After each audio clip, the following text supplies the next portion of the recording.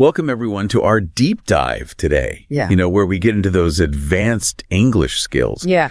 You already have a strong foundation. Absolutely. But we're here to help you really polish them up. That's right. All those fine details, nuances that make a real difference. I was thinking we could start with something that I know a lot of English learners struggle with. Okay. And honestly, I do too sometimes. And those are irregular verbs. Oh, yeah, they can be tricky. They can be. And, there's no real logic to them. Mm-hmm. But I have noticed a kind of fun pattern with some of them. Oh. Like the verbs drink, drank, drunk. Oh, yes. The classic IAU pattern. Yes. You start with a short I sound. Right. In drink. Yeah. Then you transition to that long A in drank. Like a little vowel dance. Exactly. Across the tenses. Then you finish with a short U in drunk. Exactly. Yeah. And we see this with a lot of other verbs too. Absolutely. Sing, sang, sung. Sink, sank, sunk. Yeah. It's almost like a secret code, isn't it? It is. To unlock a whole category of verbs. Right. So it's not just about memorizing each individual verb. Absolutely. You can really find the pattern and it makes it a little easier. Right. There's an underlying logic there. Yeah. Yeah. So how about this? Why don't we challenge ourselves and our listeners to come up with some example sentences using these verbs? I did, yeah. I'll start. I've drunk so much tea today, I think I might float away. That's a good one. I'll give it a try. The ship sank beneath the waves, leaving no trace behind. Ooh, dramatic. Yeah. I like it. See, irregular verbs can be fun. They can be. They can be. All right, now, should we move on to some of those tricky word pairs? Yeah. That often cause a bit of confusion for English learners. I'm thinking of words like, for instance, remind and remember. Yes, those are good ones. They seem interchangeable, but they actually have very distinct meanings. And our source material even highlights the phrase, "You remind me of my grandfather." Yes. So what makes remind the right choice there? Well, in this case, remind is used because the person speaking is talking about how the other person is triggering a memory of their grandfather. So it's not them directly remembering. Exactly. It's indirect. It's triggered by some external cue, right? Okay. Whereas remember is that direct act of recalling without any sort of external prompt. Okay. So, for instance, you could say, I remember my first day of school. Right. And that's coming from you. Yeah. And it's not being triggered by something. Exactly. Interesting. Yeah. Subtle distinction, but an important one. Definitely. For clear communication. I think now we should move on to pronunciation. Oh, yes. Always a fun topic. Always a fun topic. I know some people think pronunciation is just like the icing on the cake. Right. But it's really important, right? It is. It can make such a difference in how well you're understood. Totally. Especially at an advanced level. Yeah. So I was thinking about a specific example that I noticed in the source material, which is the ed ending in past tense verbs. Okay. And particularly when it's followed by the word it. Okay. So like if you say closed it. Yeah. The T sound almost disappears there, doesn't it? It does. And the source material even gives us the phonetic transcription, which is closed it. Yeah. So that T is totally silent. It's not even so much that the T is silent. It's more about connecting the sounds smoothly. So it's almost like there's a gentle R bridging those words instead of a hard T. So it's almost like Klausrit. Klausrit. Yeah. I see. Yeah. So it's not just about the sound disappearing. It's about that connection. I see. Yeah. Connected speech is so important for that natural rhythm. Exactly. Polish. I was going to say, we're focusing on advanced English, but I think even for people at all levels, this is really useful. Yeah. So the source material also gives us some more examples. Yes, let's see. We have used it, which becomes more like I use it. Okay. And then picked it up, which transforms into P-terp. Okay. Yeah, you can really hear those changes, can't you? Yeah. It just flows more naturally. It does. Yeah. So I think we should give our listeners a little challenge here. Okay, I like it. How about we try saying, and they can try saying it along with us, I printed it, but you didn't print it. Ooh, that's a good one. So I'll try it first. I printed it, but you didn't print it. What do you think? Excellent. You connected those sounds beautifully. Oh, good. How about we do another one? A little more challenging. Okay, let's do it. How about I wanted it, but you didn't want it? All right, let's hear it. Okay. I wanted it, but you didn't want it. Perfect. You're a natural.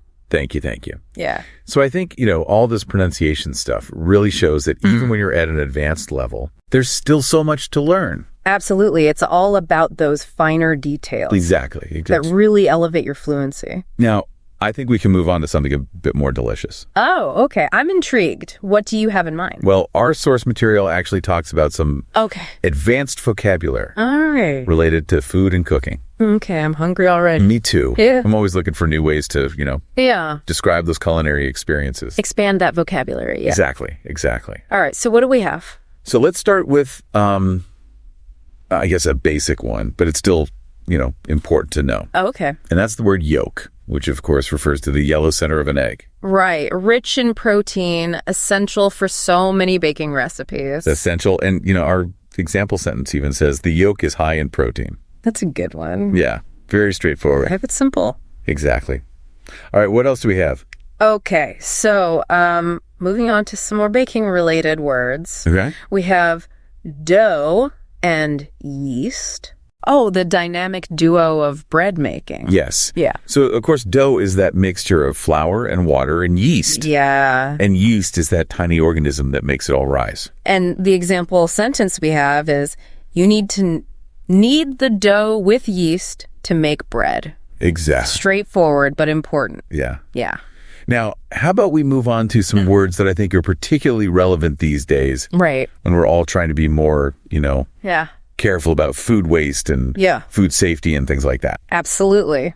So that's leftovers and expired. Ah, yes. Important distinction. Yes. Leftovers, of course, the food that remains after a meal. Right. Expired, well, we know what that means. It's no longer safe to eat. Exactly. And a good reminder, don't eat the leftovers if they're expired. Very good advice. Very good advice, yes. Yeah. So let's finish up with two words that are really great for describing food.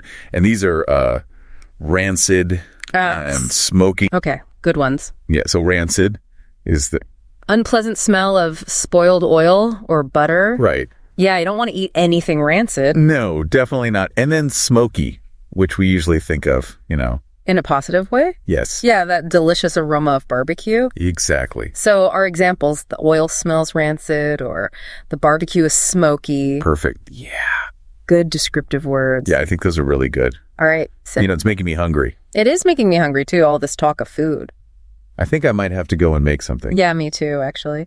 But before we do, how about we challenge our listeners to use some of this new vocabulary in their own culinary adventures? So I love it. Whether they're describing a delicious meal they've made, or even if things didn't go quite as planned, they can use expired, rancid. Exactly. Yeah. It's a great way to put all this into practice. Yeah, absolutely. So, all right, bon appetit, everyone. Bon appetit. Welcome back, everyone, to our deep dive. So glad to have you back. I'm ready to continue exploring. Me too. I feel like these advanced English tips uncovered so many gems in that first part. We did. But there's still so much more to uncover. Oh, absolutely. So where should we head next? Well, I was thinking we could revisit those pronunciation tips we talked about earlier. Okay. Particularly that subtle art of connecting sounds in English. Right. Especially when you're dealing with that ed ending in past tense verbs followed by it. Right. Like we talked about closed it, becoming more like closer it. Yeah. With that smooth connection. It's amazing how those small adjustments can really just elevate your fluency. It's all about understanding that natural flow of spoken English.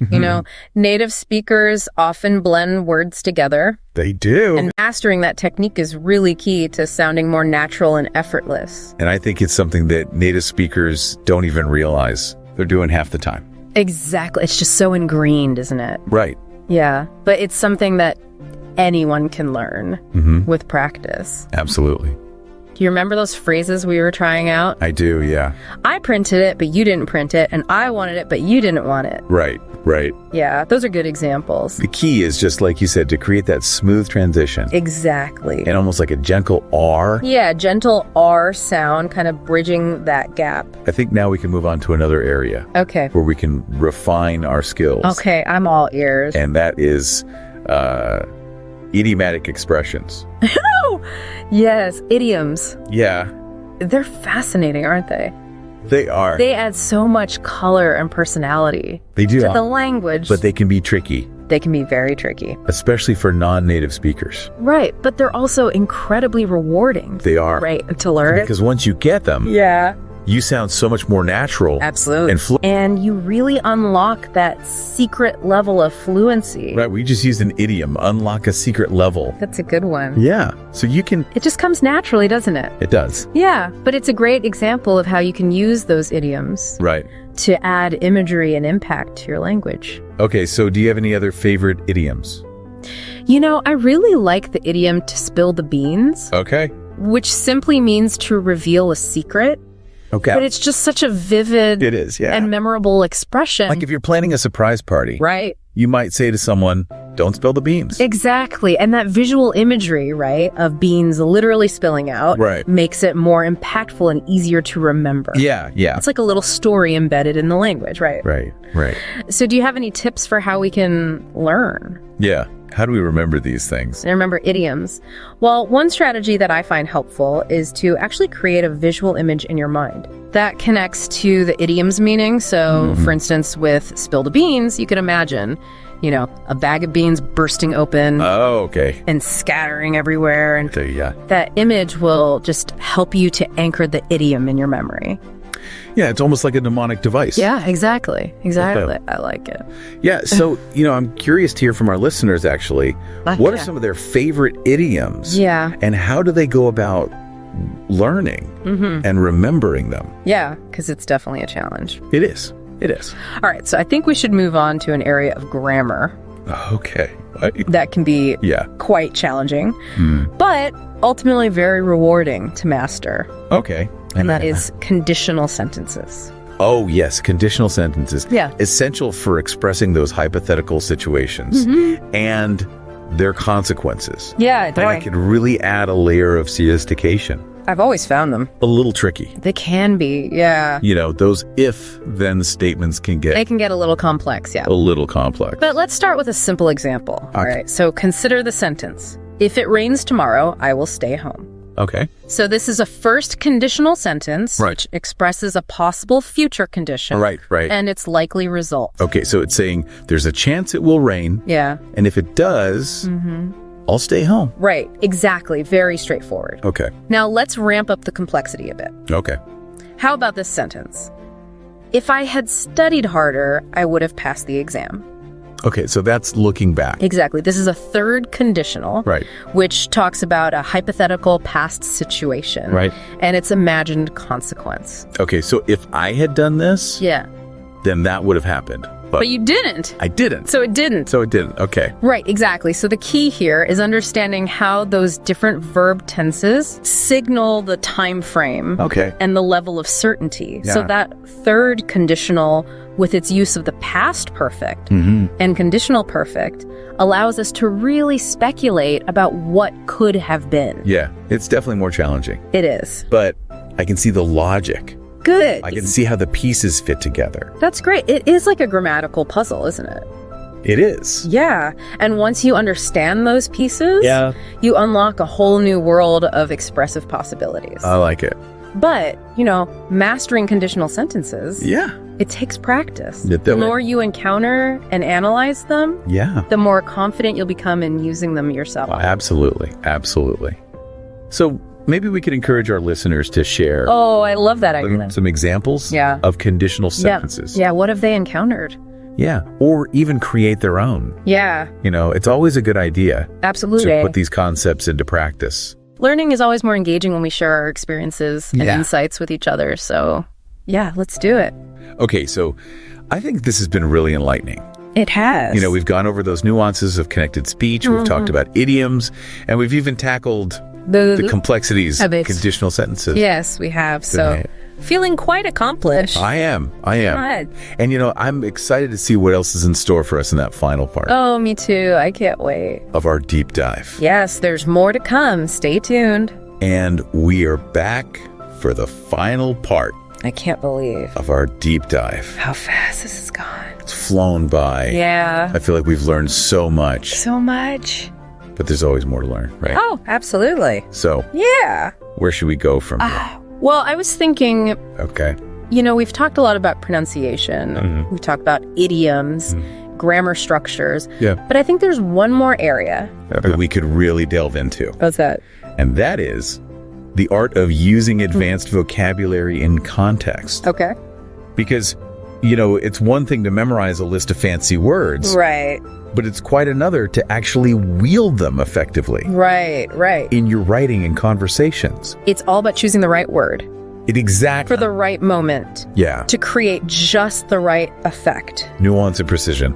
Exactly. Yeah. So, for instance, instead of just saying someone is smart, right, you could use a word like astute. Astute, yeah. Or perceptive, or erudite. Those are all great examples. Yeah. And they each convey a slightly different shade of meaning, don't they? Right. So astute suggests kind of a sharp, practical intelligence, whereas perceptive implies a more kind of a keen awareness of those subtle details and insights. And then erudite. Erudite evokes that depth of knowledge that's often associated with scholars and academics. It's like instead of having just black and white, you have a whole palette of colors to paint with. Exactly. And this is where a rich vocabulary really shines, doesn't it? Yeah. It allows you to express yourself with greater clarity, precision, really paint vivid pictures with your words. Speaking of painting pictures with words. Oh, yes, let's do that. How about we try another example? Okay. So imagine you want to describe a landscape. Okay. That's not just beautiful. Right. But like breathtakingly so. Okay. So instead of just using the word beautiful, you could use words like exquisite or majestic or sublime. Beautiful words. And again, those words each have slightly different flavor. Right. So exquisite suggests kind of a delicate, refined beauty, whereas majestic evokes more of a sense of grandeur and awe-inspiring power. And then sublime. Sublime implies a beauty that's almost spiritual. Oh, wow. Or transcendent. That's a good one. Yeah, it's really powerful, isn't it? I feel like I need to go on vacation. Yeah, me too. And experience some of these. Yeah, let's book a trip. Exquisite, majestic, sublime landscape. Well, and that's the power of language, right? It's a tool for connection, for expression, for creativity. Right. And the more we expand our vocabulary, the more we refine our understanding of how to use words effectively, the more impactful our communication becomes. So it's a journey, isn't it? It is, yeah. Yeah. Well, I am definitely feeling inspired, to put all of this into practice. That's the spirit. And to, really trying to incorporate some more advanced vocabulary. Yeah, pay attention to that nuance, the context. Yeah. Absolutely. And remember, practice makes perfect. It does. The more you read, the more you write, the more you speak, the more confident you'll become. It's a journey. Yeah. Well, I think it's safe to say that our deep dive I think so too. into advanced English has been a success. I've thoroughly enjoyed it. Me too. And I hope our listeners have as well.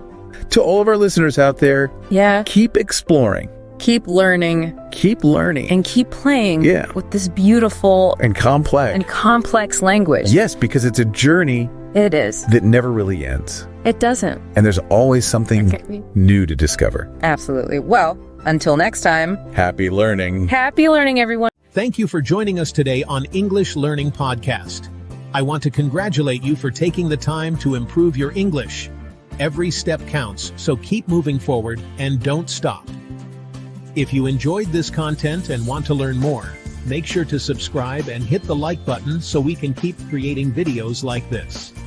Let us know in the comments what level of English you're at and what topics you'd like us to cover in the next episode. Also, check out the links in the description for additional resources to help you keep advancing. See you in the next video. And remember, English Learning Podcast is here to help you reach your English goals. Keep learning.